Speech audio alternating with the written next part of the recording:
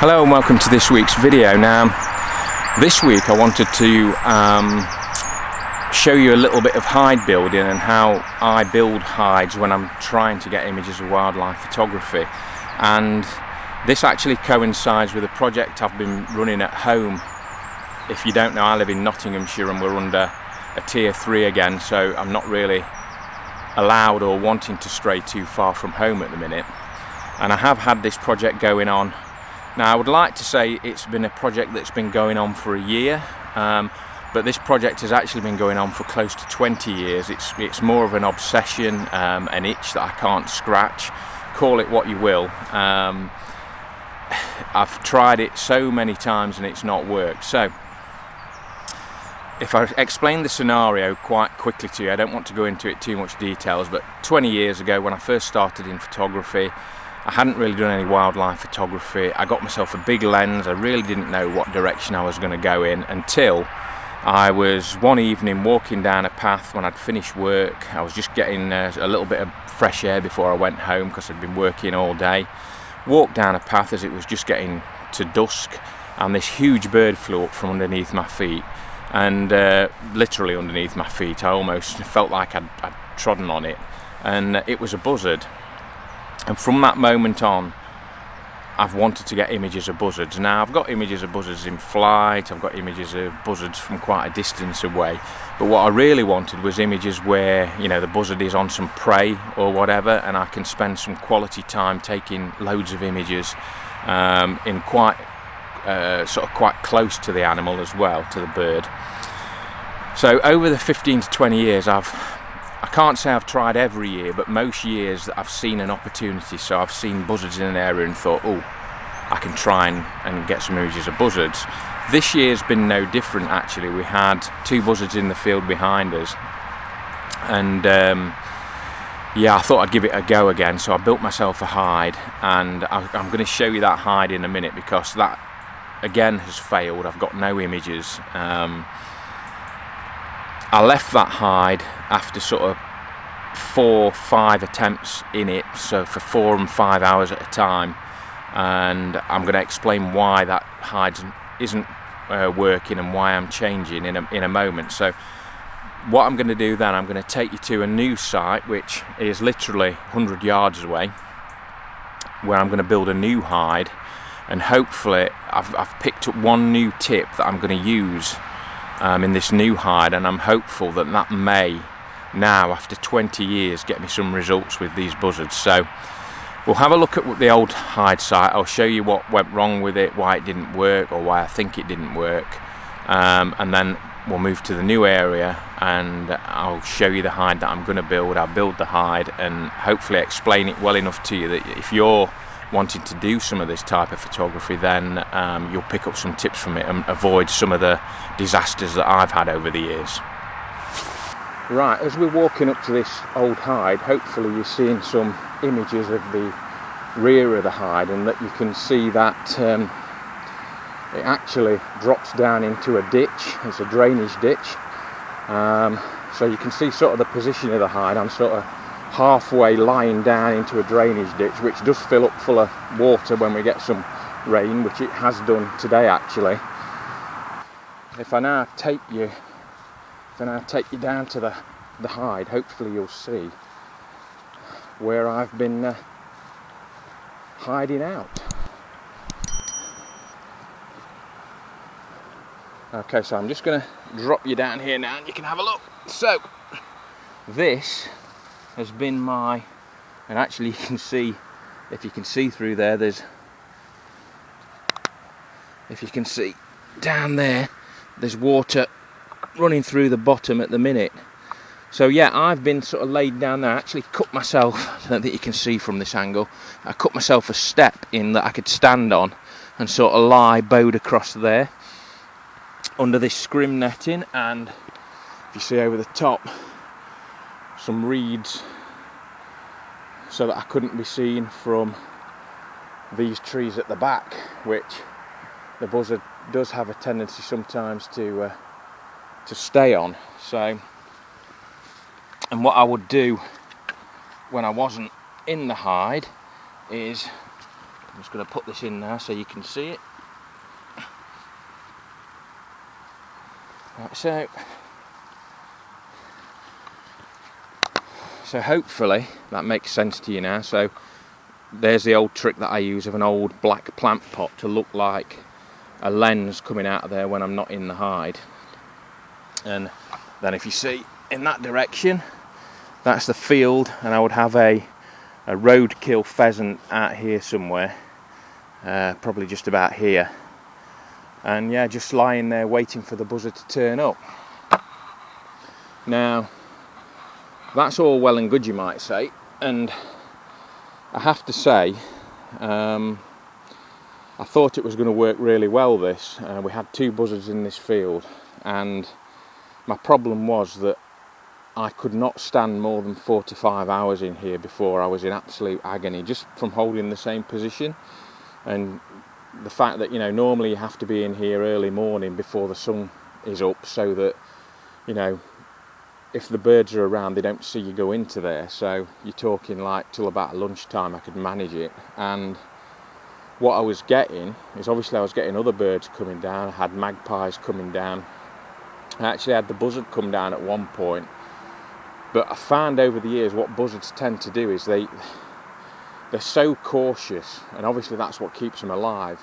But they'll come closer and then wait, come closer and wait. And I actually had the buzzard come down to the pheasant, and it came down for just a couple of seconds. I don't think I startled it, and then it flew off again. And I absolutely knew that buzzard was still like 100 yards away. I knew. Obviously I can't see from in the hide. The only vision I've got is facing forward through the lens, basically, because I've covered everything else up so that I can't be seen. And of course it's getting towards dinner time. I know the buzzard's still in the area, but I'm just in agony. I had to get out of the hide, so I threw the beanbag out that I'd got the camera lying on, just poked my head out, and lo and behold, we flew off from this tree here. It was basically on that branch there, I think. So literally 20 yards away from where I was. And if I'd managed to stay in there 2-3 more hours, it would have probably come down onto that pheasant. I was absolutely gutted, but I knew the buzzard was going to be there. I could have put £1,000 on it, £1,000,000 on it. I knew that buzzard would be in that area just waiting, and it outweighted me again. I got back home and I said, look, I am not doing that again, as I always do. No way, I've had enough of it. You know, I'm just in agony. I can't do it anymore. Immediately went upstairs and had a cup of coffee and watched some YouTube on the computer, and I was watching a video by another YouTuber who I follow, called Simon Eardley, and literally, this came up in my feed. He was showing off his hide, and I thought, well, I'll have a look at that. Anyway, his hide was basically like an RSPB hide. Because he has a relative with some land, he could basically put a proper hide on that land, and, you know, it's absolutely plush. And his parting comment was, when he'd showed it off and the door that opened and the fake lenses he'd got there, he'll just put a brew on while he waits for this buzzard to turn up. I thought, yeah, and here I am, laid for 5 hours on a freezing cold floor in agony. And I'm definitely not doing it again. But I watched his video, and I watched another video he'd done on actual taking pictures of buzzards, and I picked up a tip which I'm going to show you later, which I've never used before. And all the things I'm going to do today, apart from this one thing, I've done before. But I'm just thinking that this may just give me the edge to eventually get these images. So I'm going to dismantle this hide. There's some scrim netting on here that's old and had it, but it will do for this new hide that I'm going to build. All the other stuff will be dismantled. I actually want to take it over to where the new hide's going to be, but at the minute the beck is in flood. If you saw that drainage ditch, that drains down into the little stream we've got called the beck. that. We had a lot of rain and snow over the last couple of days, so that's in flood. I can't actually get across where I could normally walk across there, so I'd carry all this across. I've got to do a bit of a long route to get round to the little wood where I'm going to put my new hide. So what I'm going to do is pick some of this up over the coming week and just improve the hide. But what I want to do today is get that hide up and running so that you can have a look at it and just explain what and why I'm doing it. And hopefully then over the coming months you'll see that I get some results from that hide. Fingers crossed. We can only try. That's the thing with wildlife photography. You're never guaranteed a shot, but you have just got to persevere. And yeah, 15 to 20 years is now getting a little bit much, so I need to get this one resolved, I think. Anyway, I'll catch up with you when I've hopped over to where the new hide's going to be, and I'll see you in a minute. Right, hi again, guys. Now, I managed to get across the beck. I've had to walk all the way around, which is a bit of a pain. It makes the trip a lot longer when you can't just hop across, but as I say, the beck's in real flood. It's about 6 foot deep at the minute, so even with waders you wouldn't get across. Now, some of you might recognise this area from some of my earlier videos, and in fact, if I spin you around and show you that, just there, that is actually the site of my hide that I used for roe deer photography. And we'll go over and across and have a look at it. And you also might be saying to yourself, well, you've got a hide there, why don't you just, put something down in the field and put some scrim netting across the front of there, tidy it up a bit. Needs a little bit of tidying because you've not been for a while. So yeah, let's have a look. So yeah, I actually just sat in here on this log, and my back up against the trunk there, scrim netting round the front here, and yeah, it's a good hide, completely natural, and obviously it's got a view across the fields here. Now hopefully from that shot you can see what the issue is. Yeah, it's the sun. Now this is a great summer hide because the sun is actually coming up over here and swinging round this way. In the winter it's coming up over here, so that means for 90% of the day anything in front's going to be backlit. That's alright for a nice arty buzzard shot, lovely and backlit, but seeing as I haven't got any good images of buzzards front lit in nice natural light, I really want to do that first. So that is not in the right place, and as you can see now it's getting towards lunchtime and that sun is swinging round behind these trees. Now it's not going to be as bad as it normally is because there's not a lot of vegetation, all the trees have lost the leaves, so we will get some light through into the afternoon. But what I want to do really is I need to put a hide in here behind me and then have something in the field here to attract the buzzards, and shoot in this direction with the sun coming up to my right, so over there and swinging round. That's the plan. So I'm going to head off into the wood and try and find a position. This is the area I've chosen. So as you can see, I've got these two trees here. They're going to provide sort of the front, and I'm going to obviously put a hide in here.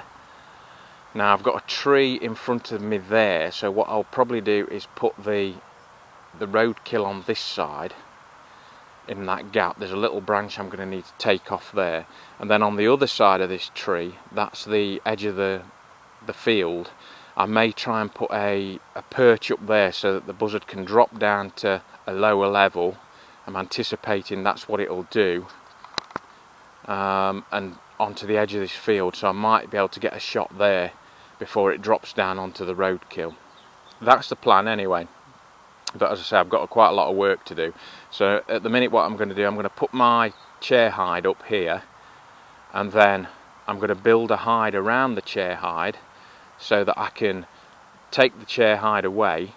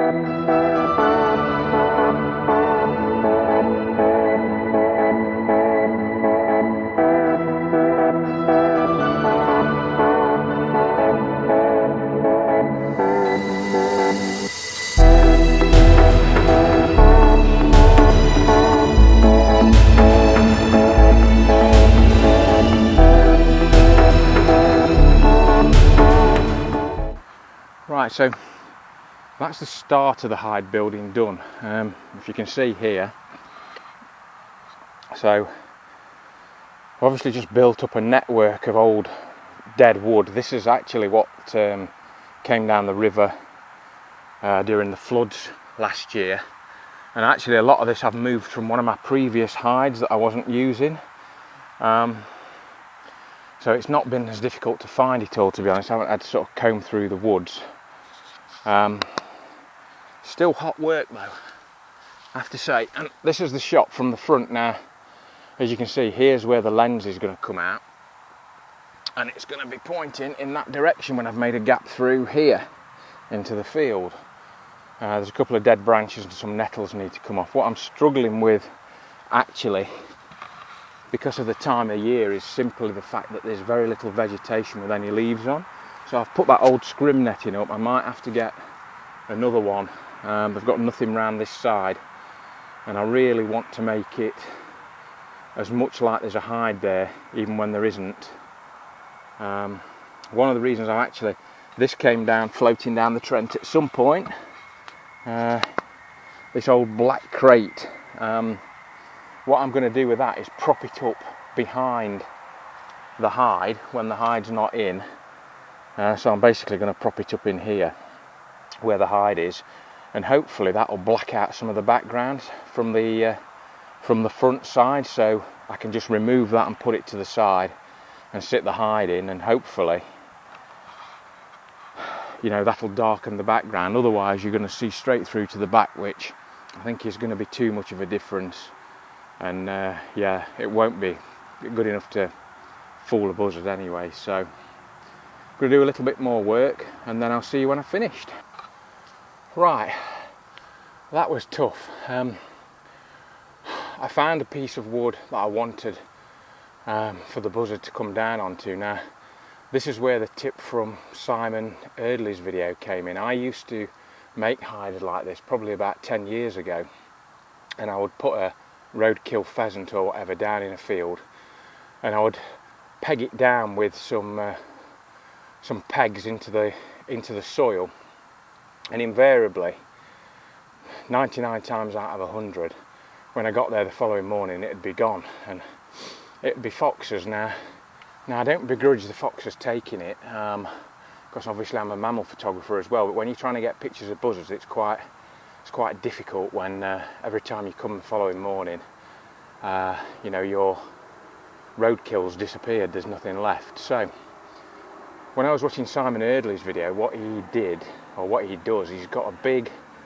heavy log, and basically he ties the roadkill to the log. Now obviously the fox can come and eat it, but it can't take it away with it, so you're always going to be left with some there.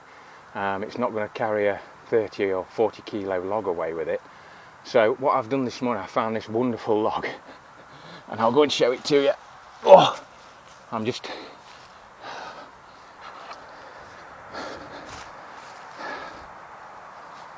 the reason I want this is because it's got a perch above for the buzzard to land on before it drops down onto the pheasant, which I'm gonna, or pheasant or whatever roadkill I find, that I'm gonna strap to the bottom. So now ideally I'd like to put this log here somewhere, you know, where the tractor tread is, but I don't really want to encroach too much onto the farmer's crop.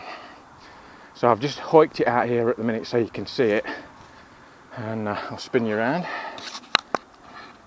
There you go. Now this weighs an absolute ton, but what I can do is I can put the pheasant on here and attach it with either string, rope or tie wraps to this section here, and hopefully the buzzard will come and land on here. Now the reason I'm a bit umari about this at the minute is because where the hide is, I don't know whether you can see back over there, if I put this here, it's going to be not too far before I'm into the hedge background, so it may be that I've got to be careful where I put it so that I get a nice diffused background. I don't know. I've also noticed this tree above, that is probably where it's going to come and land before it drops onto here, so I might see if I've got a clear view to that as well from the hide. it's all a little bit trial and error, so that can be moved around as we go. But as you see, I'm hoping that's going to make the difference, because a fox will not be able to run off with that. I can't run off with it, so hopefully it'll stay there long enough to get some interest. So I think that's about it. Hopefully you can see from this direction. So we're in line with the hide now, so hopefully you can see.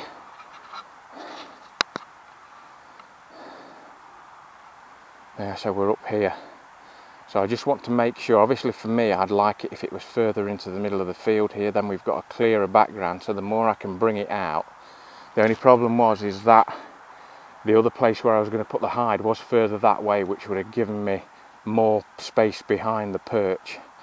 As I say, I do know the farmer actually, I've met him a couple of times, so what I may, and I do see him occasionally, what I may do is ask him if it's okay to move it where his tyre tracks are, and then obviously when it comes to spraying I'll move it back onto the edge of the thing, but he should have a couple of months now where he's not doing anything with it and I can leave it out there, so that may be what I do, because ideally I'd like it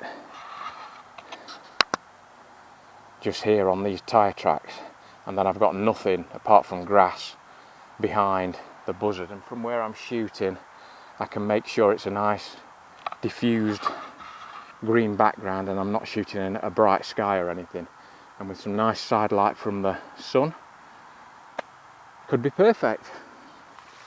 Right, I'm calling it a day for today. I'm absolutely shattered. It's took me about 4 hours. You can tell I've been working hard. I've nearly broke my saw trying to cut through that massive log, but it was just, again, you know, I could have picked any piece of wood or whatever, but finding the one that's going to be most photogenic, you know, is another big area of bird photography. Is, you know, what are you placing that bird on? You know, if you've got something that complements the bird, then all the better. And that's a gnarly old piece of wood. I really like it, and it's got that fork in it so that I can put the roadkill on the bottom bit and have hopefully the buzzard, that's the plan, land on the top bit. So it's all an awful lot of work, and I think, you know, I hate it when I do these videos and perhaps give the impression that, oh yeah, I'll just go out and take some pictures of this, boom, there we are, you know, 16 minutes and I've got 3 stunning images of a hare or whatever. It's an awful lot of work, but anybody can do it, and it's just, a lot of it is done when you're not out in the field, and a lot of it is doing stuff like this preparation work.